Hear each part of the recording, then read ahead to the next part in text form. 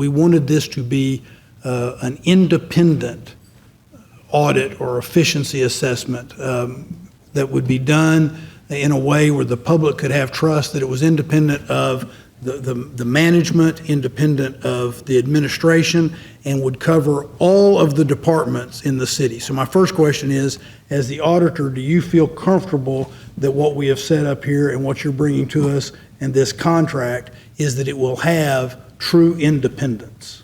Absolutely. I want to talk about Public Works for a second. Would you describe your business history in the state of Texas? Sure. We have worked here previously. We've conducted, I believe it's 3 efficiency reviews like this.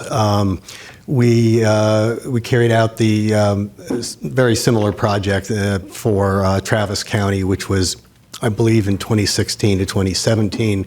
We were subsequently hired to do 2 school district reviews in the state of Texas.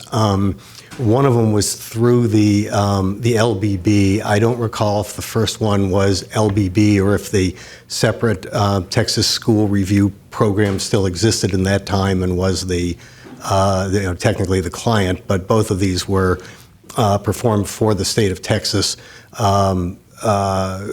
reviewing two local school districts. In addition, we have and have had for a long time a number of our consultants who reside in the city of Austin, most of them for either the vast bulk or their entire lives, many of whom have worked with the city in a variety of capacities. Several of them have performed efficiency reviews like this for other Texas cities, although not with our firm, but prior to their having joined our firm. And at least one member of our review team worked for, I don't know how many years, somewhere between 10 and 20 years for the Texas Performance Review itself. And when we started doing this work, initially it was in conjunction with several former members of the Texas Performance Review who joined our firm and have been with us for several decades at this point. And our methodology was initially modeled off of the methodology of the Texas Performance Review, which most of you know became the format for the National Performance Review that was conducted in 1993 to 1994 under President Clinton and Vice President Gore.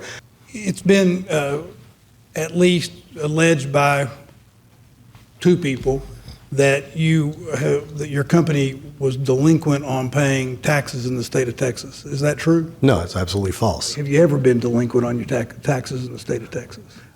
No, we have not been. In fact, we have, I don't know if this is an embarrassing point or not, but we actually overpaid our taxes in the state of Texas. Welcome to Austin. Councilmember Duchin. Thank you, Mayor. I'd like you to help set our expectations, provided this contract goes through. When do you think that the management and council are going to start to get the fruits of your labor, though, the recommendations from the analyses and the work that you do?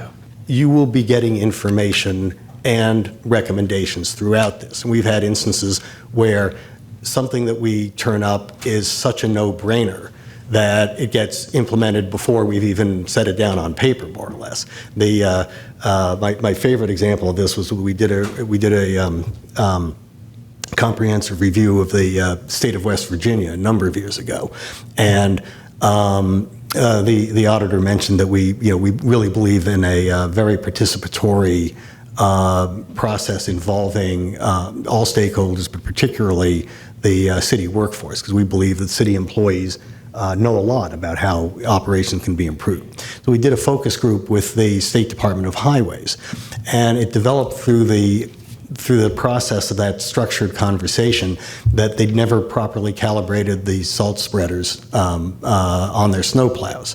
So we ran a couple tests on this. It turned out they were putting about $3 million a year too much salt on the road whenever it snowed. And just to put that in context, the entire state budget, including the entire state education system at the time, was $2 billion. So saving $3 million by just putting the right amount of salt on the road, out of a $2 billion budget is a fairly significant saving off of just a small tweak. Well, I think we came up with this around October or November or so, and the governor said, well, we're not going to wait for June for the report on this. We're going to start putting the right amount of salt on the road this winter.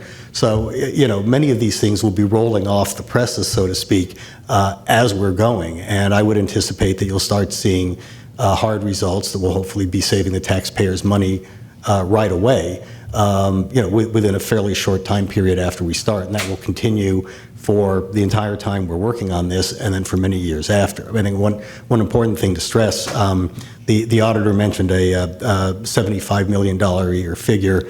I'm going to say two things about that. I hope that turns out to be a low number, because that's based off of the general fund, because we have consistently found 5% savings in general fund operations just about everywhere we've gone. It's sometimes been higher. In the last year, we had one that produced 7%, one that produced 10%. But in Austin, as in a lot of cities, your general fund operations are actually a pretty small share of your budget. I think about 3/4 of your budget is non-general fund. To be conservative, we've started figuring out about 2% savings off of non-general fund operations. It may be higher, but you put that in, and you can do the math. You're talking pretty serious numbers. And the point I wanted to make on that is that these are annually recurring savings. They're not one-time things. They're not accounting gimmicks. The money that you save from doing this will hopefully start very soon, but it will last for years and years and years to come, because it's a secular improvement in operation. Thank you.